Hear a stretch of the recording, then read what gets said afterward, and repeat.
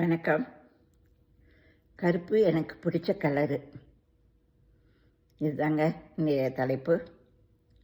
இது கேட்குறதுக்கு முன்னாடி என் சேனலை சப்ஸ்கிரைப் பண்ணிவிட்டு பக்கத்தில் இருக்க பெல் ஐக்கானை அழுத்திக்கோங்க. கருப்பு எனக்கு பிடிச்ச கலரு. சரி, கதைக்குள்ளே போகலாம் வாங்க.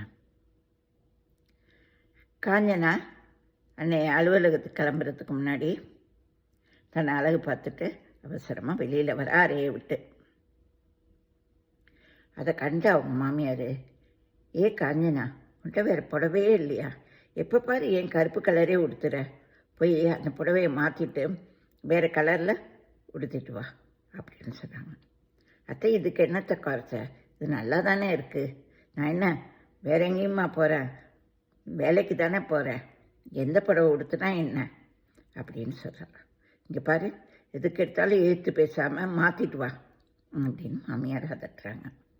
சரின்னு மாமியார் பேச்சை மறுக்காத அந்த மருமக புடவையை மாற்றிட்டு வராங்க வேறு கலருக்கு. கிளம்பிட்டா. கணவர் பார்த்துக்கிட்டு தான் இருக்காரு, ஆனால் எதுவுமே சொல்லலைங்க. திடீர்னு மாமியார் அவளையே பார்க்குறாங்க உத்து. காஞ்சனா, உன் நெத்தியில் என்ன கருப்பு கலரில் போட்டு வச்சுருக்க?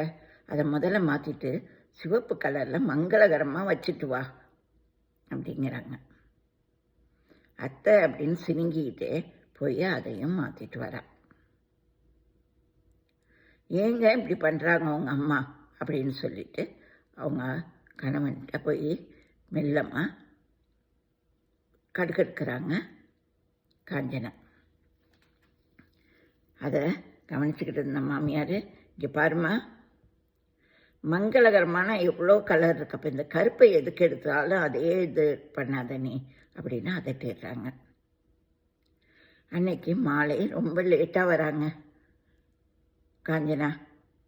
மாமியார் மரகதம் உட்காந்து மருமக இன்னும் வரலையேன்னு பார்த்துக்கிட்டே இருக்காங்க. இதோ வந்துட்டாங்க மருமக காஞ்சனா. ஆனால் என்ன பாருங்க, அவங்க தலை பூரா கலர் அடிச்சிருக்குங்க. சிவப்பு கலரு, அதாவது மருதாணி கலர் அடிச்சிருக்கு. பியூட்டி பார்லரில் போய் தலையை கலர் அடிச்சுட்டு வந்திருக்காங்க. ஐயோ, இது என்ன கோலண்டின்னு கத்துறாங்க மாமியார். அத்தை, நீங்கள் தான் கருப்பே பிடிக்காதுன்னு சொன்னீங்கல்ல, அதான் ரொம்ப நாளாக எனக்கு ஆசை கலர் அடிக்கணும்னு. இதுதான் சாக்குன்னு நான் போய் கலர் அடிச்சுட்டு வந்துட்டேன் அப்படின்னு சொல்லி சிரிக்கிறா காஞ்சனா. கருப்பு பிடிக்காதுன்னு சொன்னது உடையில், உன் தலையில்.